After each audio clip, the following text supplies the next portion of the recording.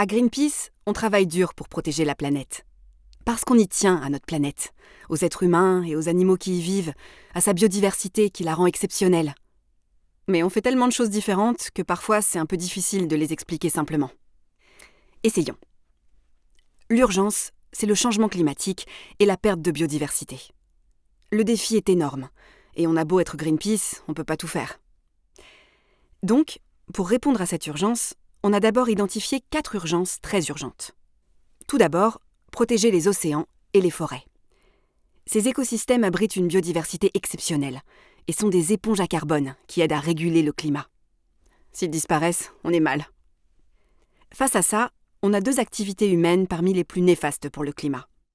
La consommation d'énergie, comment on s'éclaire, on se chauffe, on se déplace, et la consommation de nourriture, quel choix on fait pour manger. Notre objectif, c'est de changer en profondeur ces 2 domaines pour diminuer leur impact. Pour exposer au grand jour quels sont les problèmes et les solutions, on mène des enquêtes de terrain, sur la terre ferme ou en mer, avec des scientifiques, des populations locales, des expertes et experts, on produit des analyses et des rapports. Et pour obtenir des résultats, on a 2 leviers, l'individuel et le collectif. À l'échelle individuelle, Greenpeace informe et sensibilise les gens sur l'état de la planète, leur impact et comment agir. Ça permet aux gens de changer leur comportement et leurs habitudes de consommation dans la mesure de leurs possibilités. Si les actions individuelles sont nécessaires, elles sont loin d'être suffisantes. On a surtout besoin que les choses changent à l'échelle économique et politique. Pour ça, agir individuellement ne suffit pas.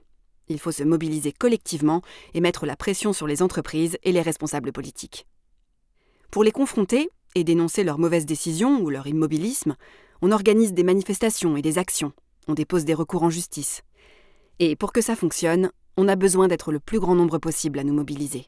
Car plus on sera d'adhérentes et d'adhérents, plus ça fera de voix pour que Greenpeace puisse peser, être écouté et obtenir des changements concrets.